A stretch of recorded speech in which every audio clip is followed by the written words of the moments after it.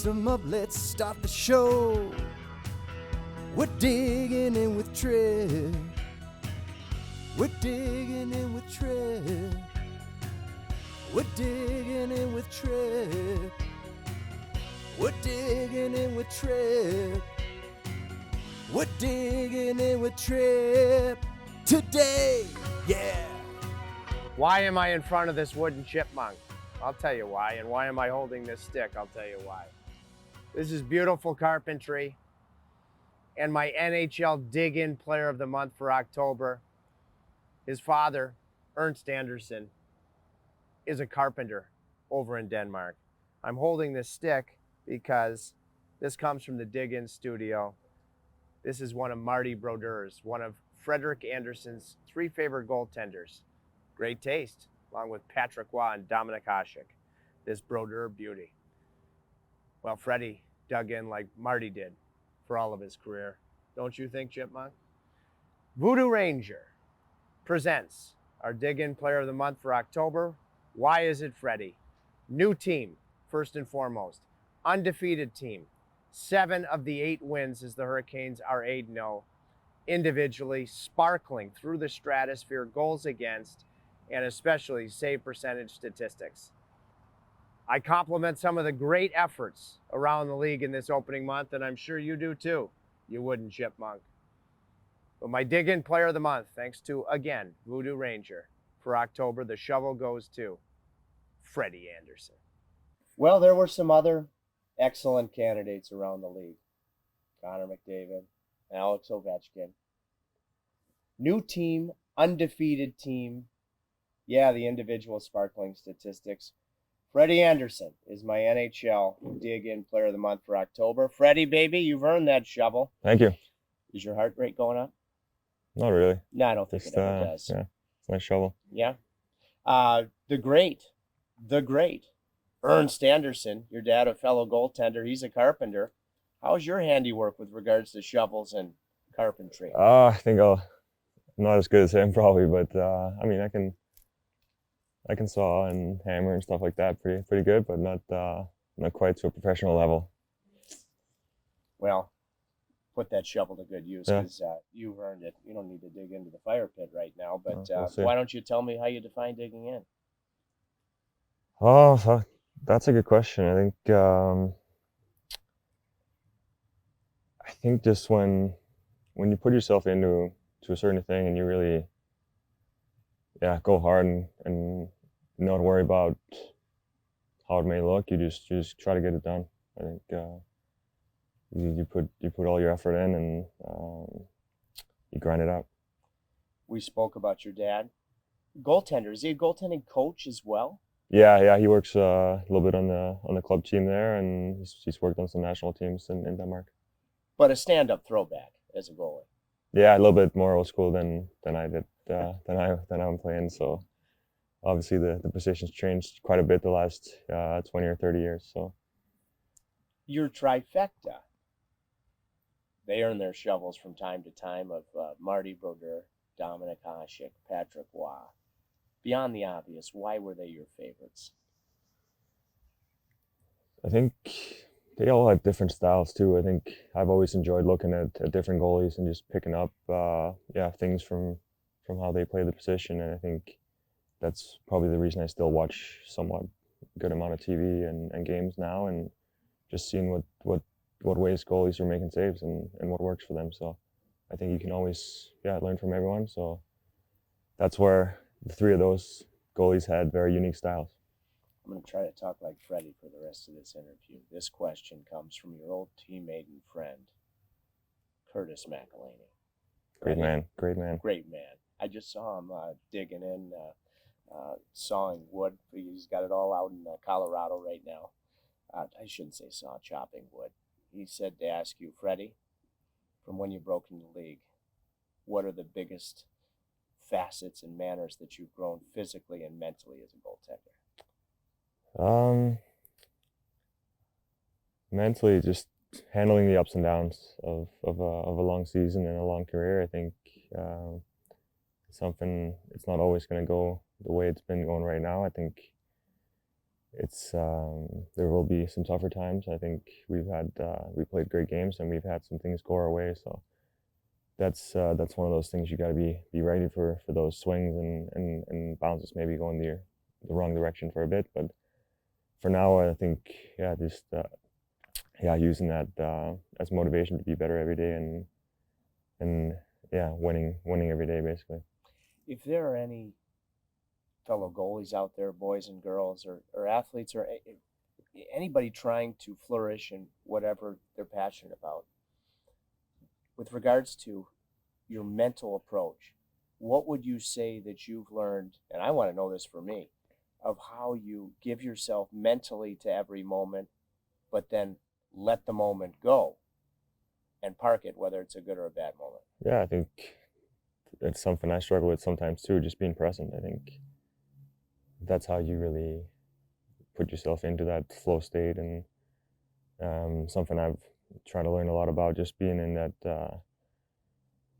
that sense of mind where you don't think about anything, you just let it happen, and you really just fully into that moment, and I think that's when you have the best performances. Being a pro, I actually asked your dear friend Austin Matthews about this a week ago when the Leafs were here. Watching you on a daily basis, Freddie, you're a meticulous pro, and I admire that. I've noted it. I wouldn't have been able to observe it unless I was calling games for the team that you're on. How do you define and how would you describe being a true professional? I think taking care of what you can control. I think every time you do something, we try to do it with a purpose. What you eat, what you drink, how much you sleep, all that stuff. You try to add those things up to do your best on the ice, and it's those little things that I think makes you get an edge when you do get on the ice. But I think doing all those things makes it a lot more fun too. I think when you start winning, have good times with your teammates, and that's what it's all about. Habits. Again, getting to observe you on a daily basis. My old goalie coach, he used to say and preach, watch yourself make every save. And when I'm watching you in practice, you track every puck with your eyes. That habit stays constant. And then I watch some of the saves, the desperation saves. I remember one in Nashville where you look like a slinky. Is that something that you've always made a point to watch yourself and make sure that habit is always there? Yeah, I think some goalie coaches have told me too, just to play out the one puck first and not worry about the next shot too much before you finish that situation. So in the games, there's obviously just one puck. So even though coaches have drills where the shooters come a little bit quick, then you kind of gotta finish out the first play first. Then you can go to the next one and play out that situation. Been very noticeable. Now, physically, you're a big man with very quick feet. You and I talked about that. Oh, it was the game in Columbus, I think, that I said Freddie's got like the flippers on a pinball machine, that with the proper angles and where you want to direct the puck. Anybody that you can point to or an experience that has created, for me, that you have very quick, efficient feet? That goes just to my trainer and the work we've been doing. I guess for 9 years now. I think I've been with him. So his name is Scott Praska. He's out in California, and he focuses on just bringing my athleticism out and making sure that I can move. And I think for my size, I definitely move well, and it's just a matter of bringing that skill out. How do you locate Scott? Because you've spoken about him to me before. Yeah, he used to work with other pros and goalies. So Dwayne Rolison was my goalie coach at the time, and it was after my year in the AHL. And he's like, I think you can be better in these certain areas, and I think Scott can help you a lot. So started a long, really good work relationship that turned into a good friendship. Gosh, it makes me think about it. I played against Dwayne Rolison in college when he was at UMass Lowell. You're a true team first guy. Walk me through your process, because a lot of teams wanted you. You didn't have that previous, like the interviewing period that some free agents have had, of the criteria that you were looking for and why you chose Carolina. Yeah, I mean, there's some teams that are possible destinations, and I just, like you said, there's no period of interviews and all that, so we kind of had to do our homework before, just me and my agent going through different scenarios, different hypotheticals, really, because nothing was really on paper or anything like that, so we couldn't really decide until the cards kind of fell. And I forget the exact date, but I think the first day of agency was just, we'd see what kind of cards were dealt and make the decision. And throughout the process, Carolina was at the very top of that list, just in terms of what the culture looked like, and how good of a team they were and have been for a while now. So these are obviously things that I can only see from the outside, but getting here, I think been even more surprised how good the culture is. Yeah, on the inside, what has impressed you, or something that you wouldn't have known now, having been a Hurricane for a month? Well, I think just that I had no clue how good the culture actually was, even though it seemed good. That's been the biggest thing. I think things are rolling good, but I think every day it's a new day, and every time we go to the rink, practice or game day, it's to win that day and get better. So I think that comes from Roddy from the top, and the whole team buys into that. Anything beyond that in your view, because it's a very widely used word, defines a winning culture? Well, you're just digging in every day. I think that's you pay attention to the details, and you work with purpose. You mentioned your agent. I walked up to the first tee in a place called Paradise Valley in Phoenix with Jeremy Roenick and a PGA pro named Andrew McGee, and I met your agent, Claude Lemieux, and he is a terrific guy. What a career! Mentally tough.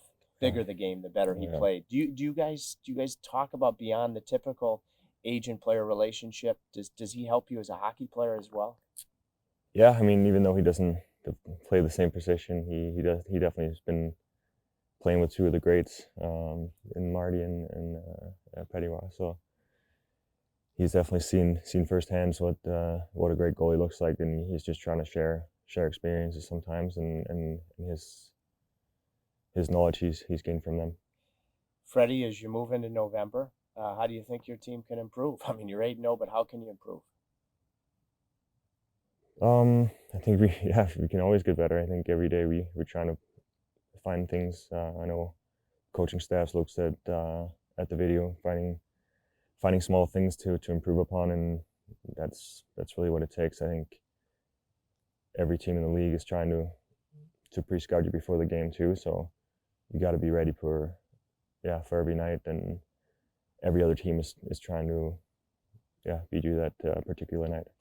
A couple more things, then I'm going to go meditate in the trees to try to be as calm as you always are.